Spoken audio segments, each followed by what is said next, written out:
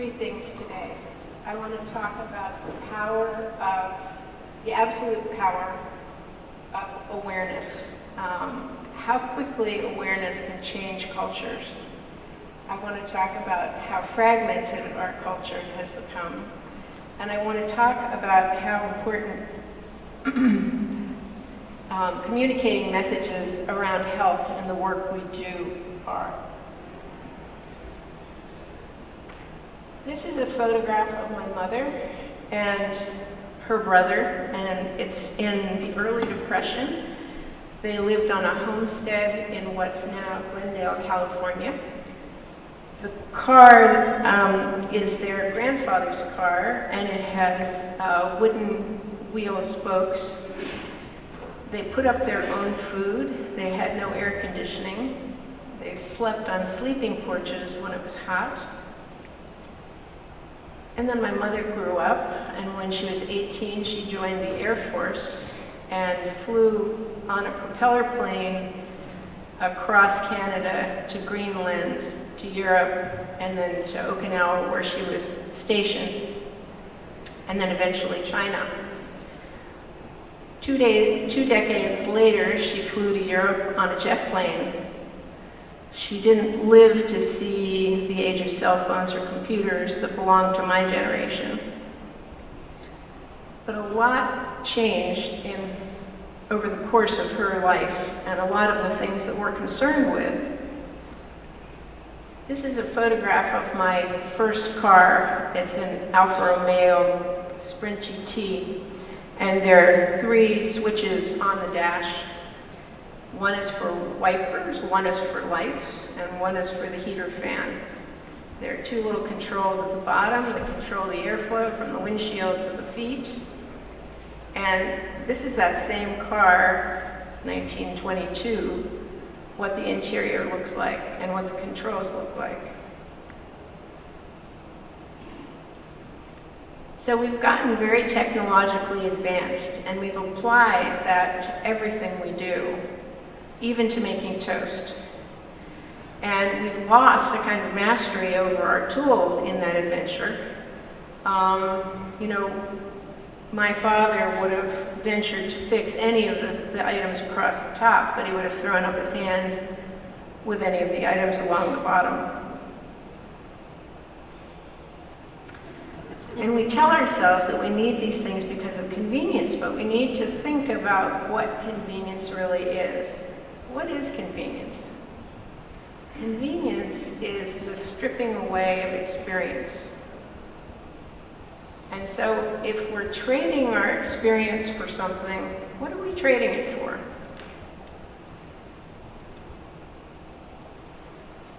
I want to go back to my mother for a minute and think about her life and think about the quality of my life. Is my life qualitatively better than hers because of all the stuff I have? I don't think so. I don't want to go back. I wouldn't want to be a woman growing up when she did. I wouldn't want to live in the culture that she lived in. So there's been advancement, for sure. But I'm not really sure that the quality of life she had was any worse than mine.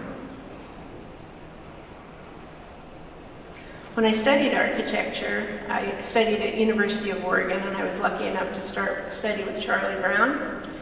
And we had a little workbook that actually preceded this book called Inside Out. I couldn't find my copy of it, but we calculated the depth of eaves for shading, and we talked about how high landscaping needed to be to shade from the exterior appropriately, and we did everything. We used all the calculations that are embodied in the computer models that we use today, and we were doing all that by hand in class. And then about 10 years later, I was working in an office and did one of the early LEED projects. And at the time I started, there were two carpet companies that carried carpet with recycled content. It was pretty hard to just even find the products to be able to comply with all of the LEED points. And LEED was this wonderful organization of all of the issues that touched building at the time. but I was desperately disappointed by the energy results that it provided, and I think naively at the time, that climate change was the most important issue, so that was the issue that I was going to focus on. And this is what it looks like 20 years later. We have become increasingly fragmented. Every one of those areas of specialization and lead has turned it into its own rating system. So we have rating systems for water, and we have rating systems for air quality, and we have rating systems for energy efficiency, and we have rating systems for materials and supply chain. And a lot of my clients have rating system fatigue. I've talked to folks who work in larger firms than I had, and they say the same thing. And in a way, what we call sustainability is actually farther from our reach than it used to be.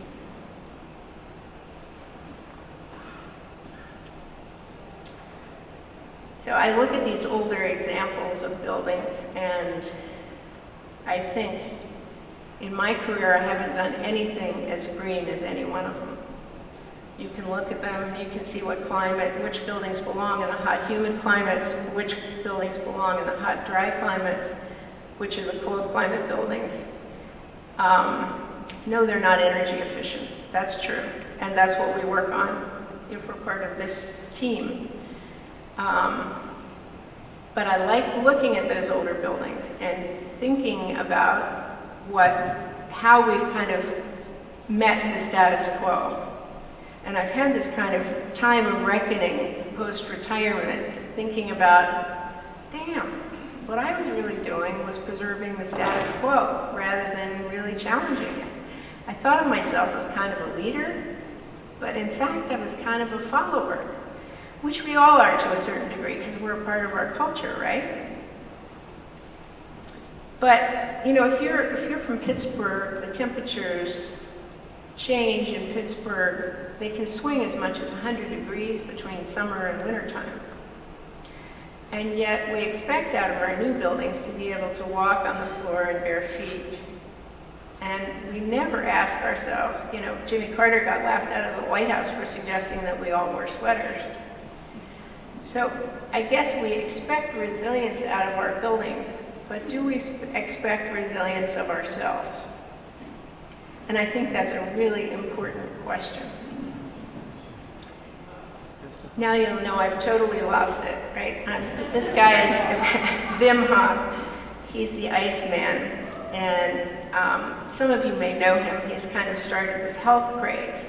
But what he's discovered is that actually exposure to temperature differentials, particularly to cold temperatures, is stimulating to your vagus nerve system and stimulating to your circulatory system. And how it works is that, you know, your circulatory branches out to smaller and smaller capillaries, and at the end, you know, all along those routes are nerves and muscles. The nerves fire the muscles help pump the blood, and when you jump in a cold, you know, Arctic pond, all of that constricts, and it helps tone your nervous system, and it helps tone your circulatory system, and it actually gives you much more resilience in terms of temperature.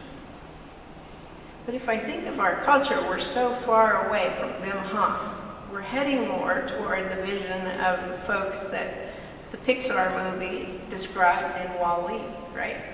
Humans that were so heavy that they can't stand up and they roll around in recliners drinking out of Slurpee cups.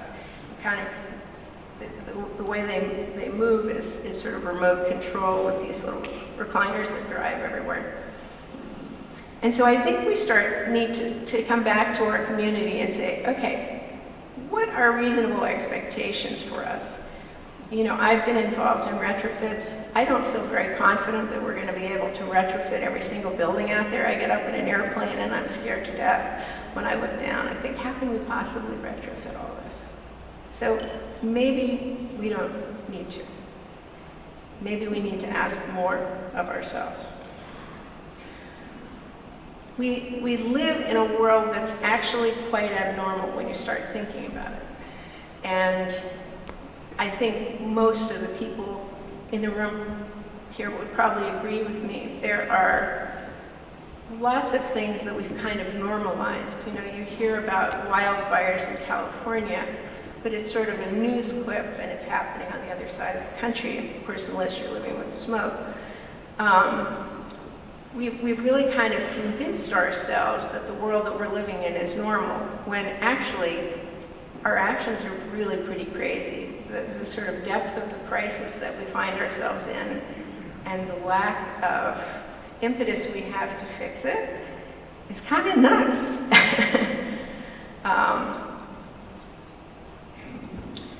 So I think one of the most interesting things that's happened for me was the COVID-19 pandemic. I really had kind of lost faith in humanity, that humanity could protect itself when it saw a threat, right? I mean, we see climate change and we see people's inaction around it, and it frustrates the hell out of us. But we just watch 7.5 billion people turn on a dime when they thought their health was at risk. Of course, there were the frontline workers who didn't feel like they had that luxury. But it even kind of threw back the curtain on them and the exploitation that we have of them. And so I found it an incredibly hopeful moment. You know, people are dying left and right, and the government's in turmoil, and it's really a terrible thing, right? But the silver lining was, wow, people can change, and they can change fast. So that told me something really important, that we don't have an inaction problem, we have an awareness problem. COVID-19 is a walk in the park compared to climate destabilization and all of the other environmental threats that we face. And so what we really need to work on is people's awareness. And this isn't about making people afraid. Yeah, we were all kind of afraid in the pandemic, but we weren't exactly acting out of fear. And I think it's an important distinction to make. You know, we've talked a lot in this group about doomerism and how doomerism isn't going to get us anywhere. And I really agree with that. But making a conscious decision to protect yourself in the face of something that has the potential to harm you is actually sane. It's not insane, it's sane. Acting out of fear is when you're acting irrationally and you're making impulsive decisions that don't make sense. And we saw what happened. Immediately, the Earth started to recover. We saw mountain ranges we hadn't seen. We saw air quality improve. We saw rewilding happen. We saw all kinds of improvements. We even saw energy usage drop for a little while. So, wow, that was fast. How fast did that happen? That happened in about a month or two, right? It wasn't years and decades of struggling and pushing this boulder uphill. When humans recognized they were under threat, your money or your life or your health, they'll pick their health every time. Now I want to digress a little bit because I think we're going to get pelted with more things. I don't know whether it's going to be a pandemic or a tremendous wildfire or a huge hurricane that comes and wipes somebody out. But we can't miss the boat like we missed it on COVID-19. You know, wet markets and Wuhan labs aside, let's talk about the rise of zoonotic disease. Monkeypox, Ebola, Lyme disease, West Nile virus, these are all a product of habitat destruction, of domestic animals and wild animals and humans living in too close a proximity. The wildlife infiltrates farms when its habitat is destroyed, creating disease which hurts all of us. And so the message in that pandemic could have been, you know, our relationship to nature needs to change, or we're going to kill ourselves. And our messaging has generally sucked. It's so detached, it's scientific. We're talking about, you know, are we going to make it as a species? It's not personal. And we need to get much, much better at really thinking and choosing our language when we talk about these issues. We saw how motivating health was in the pandemic. That's the way in. That's our wave that we're going to coast in on. You know, whether it's pesticide proliferation, you know, the fact that the sky is raining Roundup now, whether it's plastic proliferation, whether it's habitat destruction, or, you know, our overconsumption of energy use. Let's call this what it really is. This is a health crisis of epic proportion.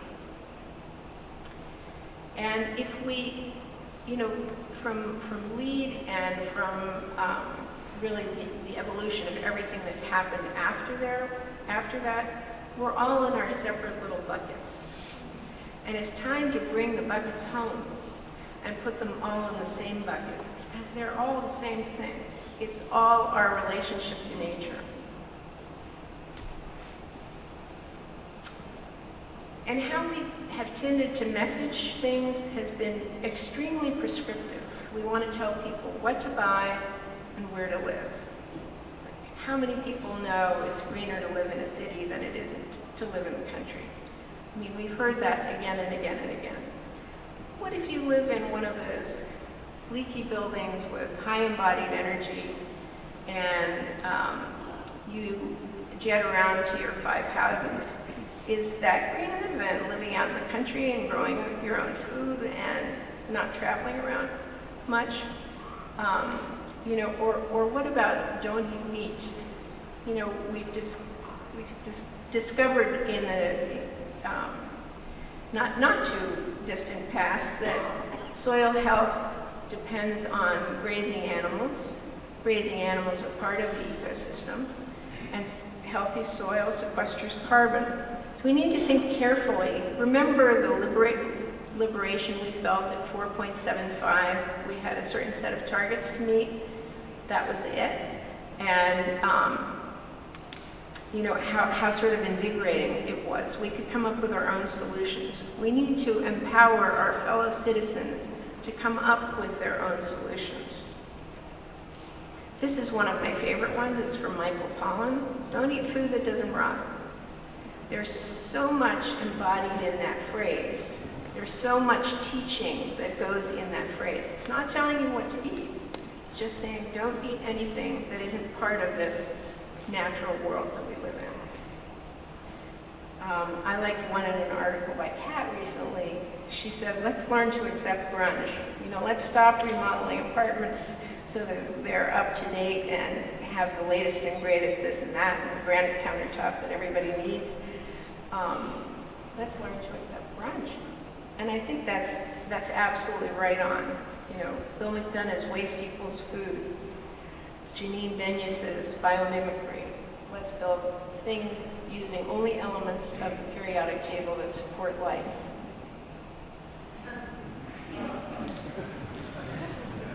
This is actually real, right? We've lived through disinformation campaigns before. And what is interesting about them is that each time there's a financial interest, the financial interest tries to delude the public about the reality of their product. And slowly the science comes out. And then there's kind of a tipping point. And the minute people really realize, hey, this stuff is no good for me, things really start to change culturally. Again, it's about awareness. So, DDT, lead in paint, lead in gasoline, smoking. When I first started working, everybody in my office smoked. If I had said, you know, I'm worried about secondhand smoke, I would have been laughed out of the place. You know, I went to the second class of school that accepted women. So if you're feeling like your culture can't change, that's absolutely wrong. We change all the time. It's my personal belief that we treat the landscape like we treat our own terrain. You know? If you don't have respect for this, it's kind of hard to have respect for this. And so I think there's a real link between our own mental health and well-being and what we're doing out in the world. We've kind of treated ourselves and our bodies like we were the canaries in the coal mine. Well, it didn't kill us yet. But it's kind of ignoring the cumulative effects that all of that environmental degradation has the potential to make on us. Recently, I've heard several people who I consider leaders in our movement, and they have been saying the only way we're going to solve climate destabilization is through government legislation. And I think that's a wildly dark and inaccurate message, because I think governments follow populations. They want to stay in power. And so each one of us collectively, I think, has way more power than we realize. If we look at a world and the state of our culture now, education, transportation, healthcare, our food system, our agriculture system, these are all things needing to change. And there are people just like you in all of these fields that are on the cutting edge, doing the work that you're doing right now, waiting for their moment, just like we are. We need to bring the buckets together. We need to bring all of us together. Instead of going to passive house conferences like I have and presenting to my same team, I'm asking you to go out and talk to people who are like-minded in other professions, because I think we'll be able to make much more, have much more momentum if we're aligned. There's a paradigm shift happening in medicine right now that I think is really fascinating. People are stepping back and they're reevaluating how they looked at the whole thing. They're reevaluating their thinking. And they're realizing that they have described illnesses that are just really clusters of symptoms. And rather than looking at what the root cause of those symptoms are, or those diseases are, they've been treating the symptoms. So, in other words, my Alzheimer's might come from sugar. Her Alzheimer's might come from stress. His Alzheimer's might come from heavy metals. And so they're beginning to see that disease actually relates to a person's individual genetics and their exposures to toxic chemicals, their lifestyle, their mental health, a whole host of things that have never been considered in the realm of medicine before. And there are probably about as many doctors as there are in this group across the nation who are just poised to talk about it. They've even made connections like our population is malnourished because of the way we produce our food. And unless we have food that comes from healthy soils, we won't have healthy populations. So think about that. There's the health piece again, coming into play. The minute people really realize how sick they're getting from our relationship to the environment, and they realize that their health struggles are coming from something, a lifestyle that's optional, I think the shit is going to hit the proverbial fan. And we're kind of coming to some of those realizations too. embodied energy is something that I think really took me back. I'd known about embodied energy for years, but somehow when it resurfaced again as a mainstream topic, it really made me think. And it made me reconsider everything that I was doing. Also very sobering news from the 2030 challenge, and making me ask, should we really make any more buildings? And of course we should. We're all in this room to make buildings, and we're all in this room to support ourselves and have a livelihood. But we need to make careful choices. We cannot add a new Manhattan every month. So this is the law of diffusion and innovation, which I'm sure all of you are familiar with. And I place this right about where the red arrow is. We've done the heavy lifting. It's been really brutal to get to this point. But we're pretty close to the crest of the tipping point. And we need to keep going.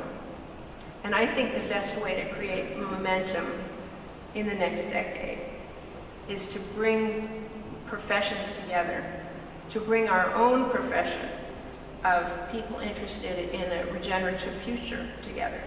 Just, let's bring the air quality people, let's bring the energy people, let's bring the stormwater people, let's bring the material people, all together, all in the same bucket, with the same message. We need to enlist our fellow citizens like we were enlisted in World War II. It was a pretty inspiring time when all hands were on deck. When I hear in the keynote speech in the opening keynote speech, what the Germans are doing, it's really inspiring. They're coming together as a culture. They're saying this is a crisis. Why can't we turn the power off in our building at 10 o'clock at night?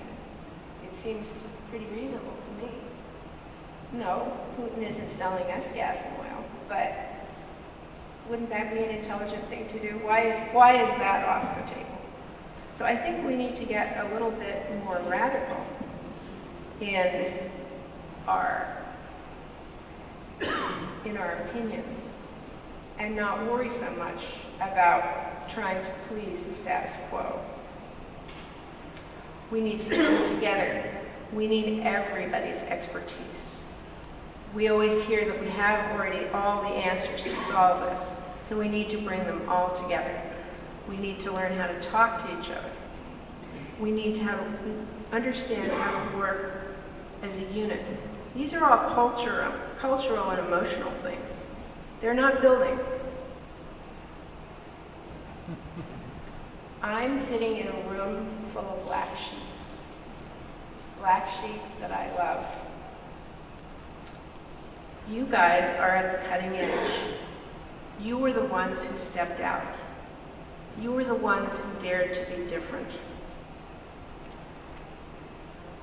I'm asking you to go out and talk to other people, unlike yourself. Get out of the crowd of black sheep. Talk to everybody else. Share your stories. Share what you know. Never underestimate your own power. And add your light to the sum of light. And I ask you to look in the mirror and say, if not now, when? And if not us, who? Thank you.